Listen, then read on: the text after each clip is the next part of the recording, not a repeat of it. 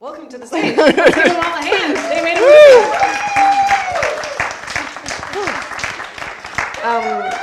Yeah, congratulations to both of you. Do you want to introduce yourselves? Yeah? Yeah, sure. So I'm Liam O'Connor-Genero. I use he, him pronouns, and I'm the writer and director of The Butterfly Queen. I'm Seana Testa. I use she, they pronouns, and I was a producer and the art director for the film.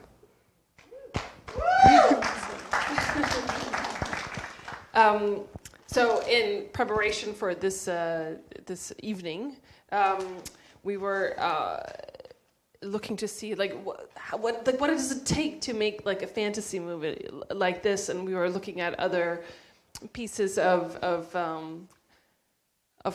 films that you found inspirational in the creation of this, and so we went back and we were looking at budget, and we found it really fascinating that Labyrinth, which was made in '88, was $25 million.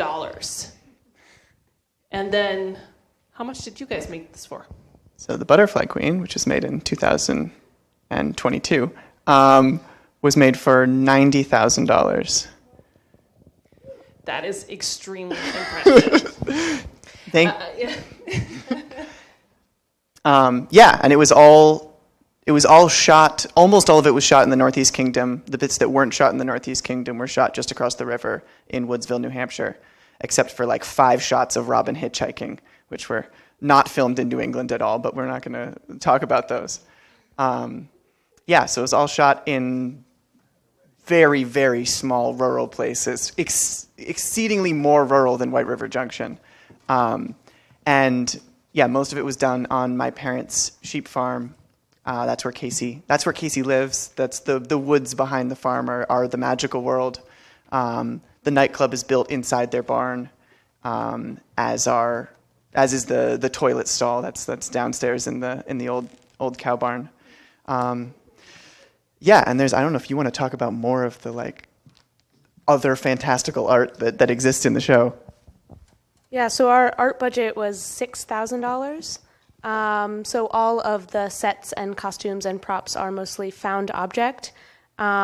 Each costume was designed by a different designer, and it's all supposed to feel like Ash just came up with this on their own, and that all of it is stuff that Ash could have found around where they grew up. On that note, can you talk a little bit about this world that Ash is creating and the psychology around that? That's really fascinating to me. Yeah, I think we both can have something to say on this, but the inciting incident at the very beginning of the movie there is Luca's death and this really traumatic event in Ash's life, and the Butterfly Queen, who has always been a presence or a character that Ash has, had and communicated with or done art about, all of a sudden has much more of a presence in their life as this protector character, this element of Ash's psychology that is there to try to make things right and make things better. And then the first thing she says is you're going to have to go and hide inside your head, which is in a lot of people, who experience a traumatic event like that, there's elements of, you want to retreat, you want to go and create something that's better than what the reality is that you have to live. And so that's the magical world that Casey and Robin eventually stumble into, is this space inside Ash's head that, they've been stewing in for however many years it's been since Luca's death, kind of stuck in this purgatory, not able to get out and not able to move past it. And the Queen is, there drinking the permanent memory erasure constantly, trying to not have to think about this thing that happened. And the monster in this space represents that trauma and those horrible feelings that neither Ash or the Queen really wants to is unable to face. And so you can see the monster is really destructive for all of the magical characters in this world, but it's less dangerous to Casey and Robin. We sort of realize that as the story goes along, because it isn't of them. It is not really their menace. And so they're able to sort of escape situations that are taking down these, like, you know, magical characters that Ash has created. Yeah, do you want to go off that? Yeah, so the magical characters are supposed to be from Ash's childhood, maybe imaginary friends that they made up that are now all real, and they live within Ash's magical world that includes the Queen and all of their slightly more mature experiences in life. It also includes their life previously, you know, up until that moment. Silly characters, protector characters, people with accents or that speak another language, all the things that Ash could have come up with through their childhood. And how do you see then Casey and Robin, like, how do they stumble into this world, and why? Right, like, I mean, I think that what's interesting about the film is that it is two different friendship and, like, getting over the past arcs. You know, both Casey and Robin have to get over what happened. Especially Casey needs to let go of the past in order to move forward, and the Queen and Ash need to let go of the past in order to move forward. And those are the places where their stories, you know, their themes overlap there. And at the end, Casey's ability to let go of the past, accept Robin for who she is, and move forward, you know, and in so activating the friendship art magic and bringing Robin back to life, that, like, causes this shake in Butterfly Junction in the magical world, which, you know, forces the Queen to finally physically let go of the past there, and is then able, Ash and the Queen are able to move on. And as for how they at the beginning, like, bump into each other, how their stories intersect, I think the Queen was very lucky to find another, like, couple of young friends, one of whom happened to be a really good artist who, like, drew their artistic inspiration from the friendship and had that, like, perfect microcosm of magical energy the Queen, like, knew how to tap. I think that's very fortunate that she was able to find that in this small town. Yeah, she jumped right on that. As soon as their friendship was headed south, she was like, oh, there it is. Let's hope that they break up. Well, it's I mean, I guess in some ways it's not rare. We all go through that, right? And a lot of us, but probably a lot of the people who are here now, are also artists in some way, or have dabbled in it, and we process through art. So it's very relatable in that sense. I have many more questions, but I think maybe we should ask some people if they have. You have something to ask, Liam and Sean. Yeah. And could I bring you a microphone? Oh, I've got one right here. Got wild mics going around the audience here. Microphones are for sissies. No.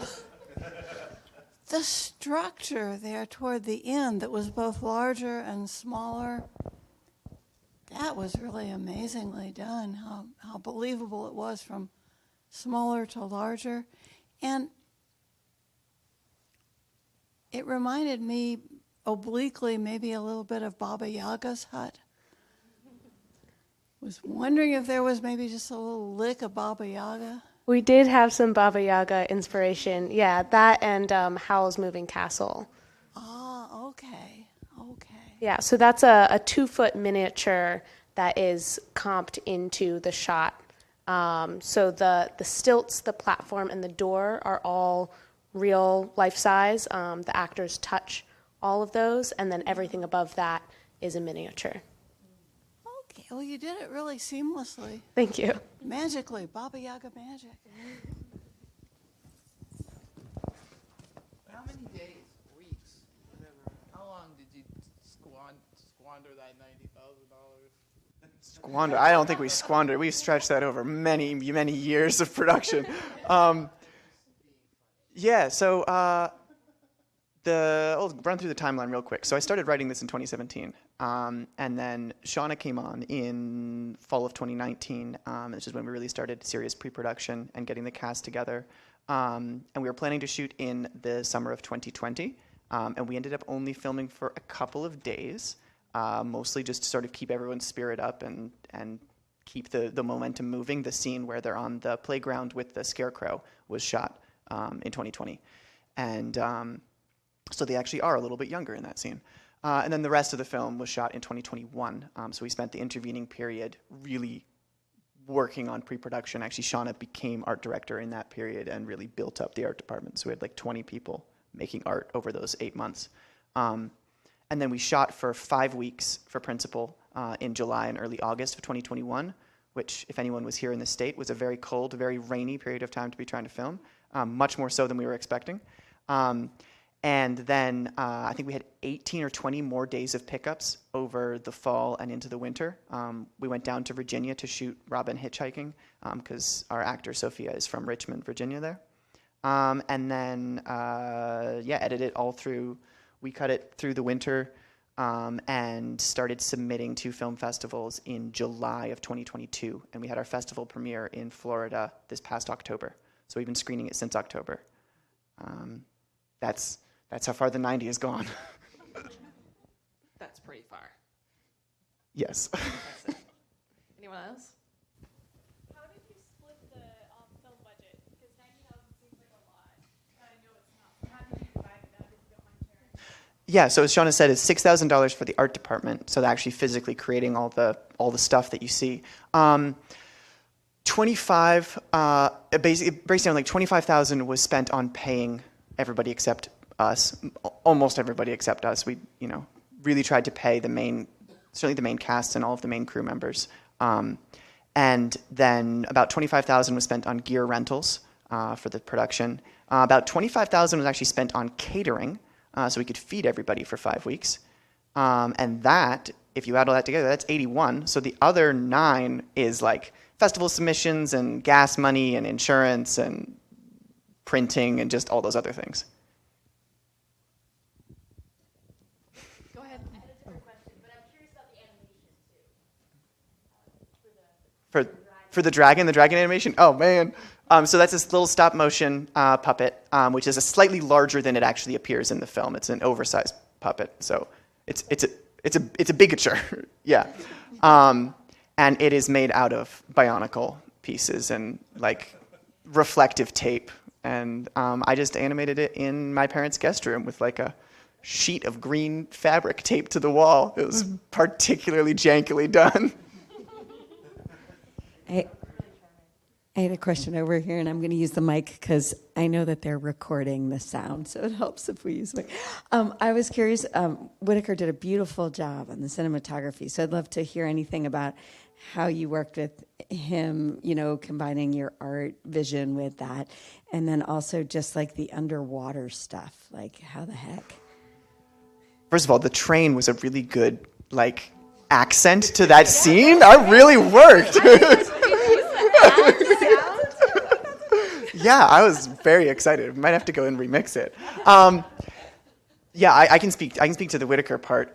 So I've known Whitaker, the director of photography, since the past 15 years, probably, just about. And he was director of photography on my previous feature, Zephyr, which was also at WRIF 2016. So we worked really, really hard to storyboard almost the entire film. So it was really heavily storyboarded because it's like 2,000 shots, and to get that shot even in 5 weeks was really, really difficult. And so, huge amount of storyboard work, and then actually on the day, really saying, Whitaker, this is what I need. This is what I'm trying to go for here. Please make each one of these shots look better than the storyboard, right? Take what's here and make it work. And there were definitely some cool inspirations that came on set. Whitaker's very good at staying focused and picking up on what other people on the crew are actually doing and bringing to the table and trying to showcase and emphasize that. So that was really cool. And then if you want to talk about the underwater stuff. Sure. So the underwater scenes are shot not underwater.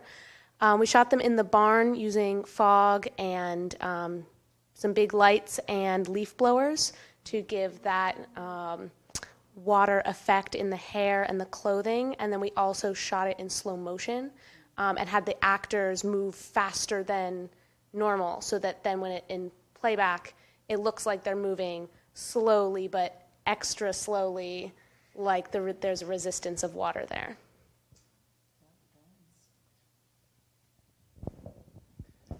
One last question, maybe?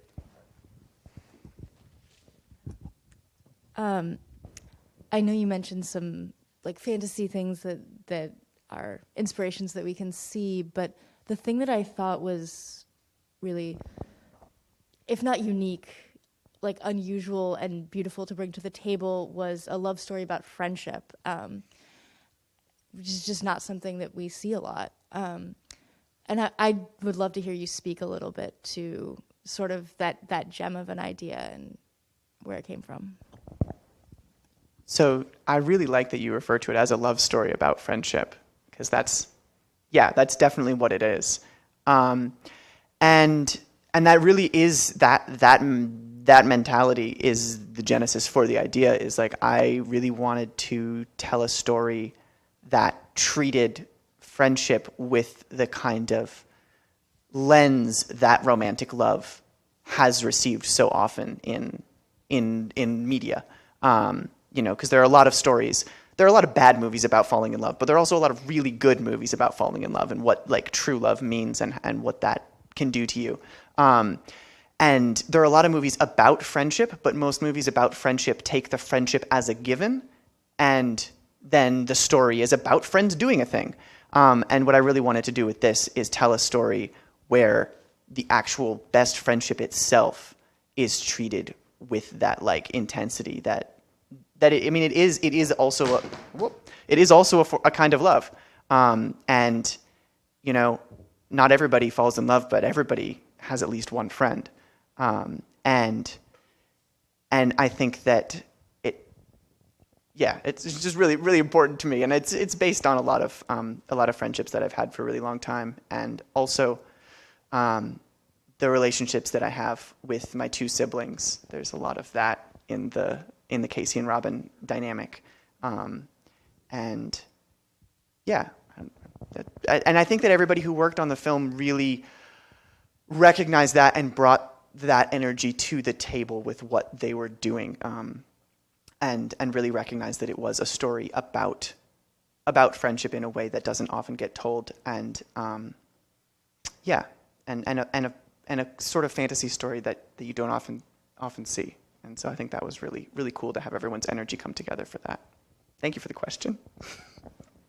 Well, that was a great note to end on. If you want to talk more, then please go. We're still here. Seana and I are going to definitely be here. Continue outside, but please stay for Gush if you would like, and downstairs. Gush is downstairs. Yeah. And while I still have a mic, if you want to know about how we did more of the cool things in the movie, like how we made a train work and how we filmed them climbing up a tree, you should follow Butterfly Queen, because we've got some really cool behind-the-scenes videos on all our socials right now. So I would say check those out. And thanks so much for coming. Thank you.